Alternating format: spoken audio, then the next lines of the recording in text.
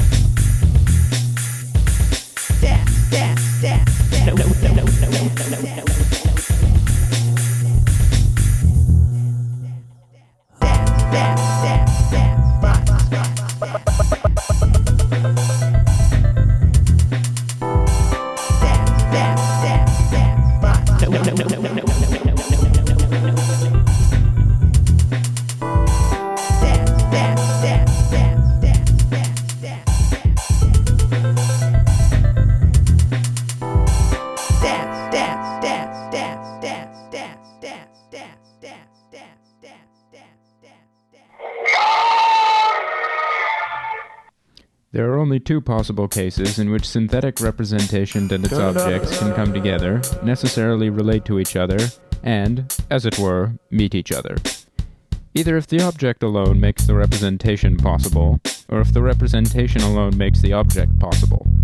If it is the first, then this relation is only empirical, and the representation is never possible a priori. And this is the case with appearance in respect of that in it which belongs to sensation. But, if it is the second, then since representation in itself, for we are not here talking about its causality by means of the will, does not produce its object as far as its existence is concerned, representation is still determinant of the object a priori if it is possible through it alone to cognize something as an object. But there are two conditions under which the cognition of an object is possible. First, intuition, through which it is given, but only as appearance. Second, concept, through which an object is thought that corresponds to this intuition. It is clear from what has been said above, however, that the first condition, namely that under which objects can be intuited, in fact does lie in the mind a priori as the ground of the form of objects. All appearances therefore necessarily agree with this formal condition of sensibility, because only through it can they appear, i.e. be empirically given and intuited. The question now is whether a priori concepts do not also proceed, as conditions under which alone something can be, if not intuited, nevertheless thought as object in general, for then all empirical cognition of objects is necessarily in accord with such concepts, since without their presupposition nothing is possible as object of experience. Now, however, all experience contains in addition to the intuition of the senses, through which something is given, a concept of an object that is given in intuition or appears, hence concepts of objects in general lie at the ground of all experiential cognition as a priori conditions. Consequently, the objective validity of the categories as a priori concepts rests on the fact that through them alone is experience possible, as far as the form of thinking is concerned. For they then are related necessarily and a priori to objects of experience, since only by means of them can any object of experience be thought at all.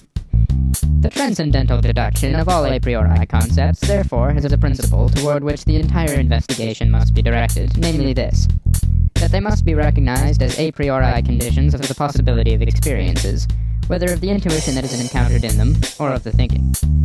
Concepts that supply the objective ground of the possibility of experience are necessarily just that, for the reason.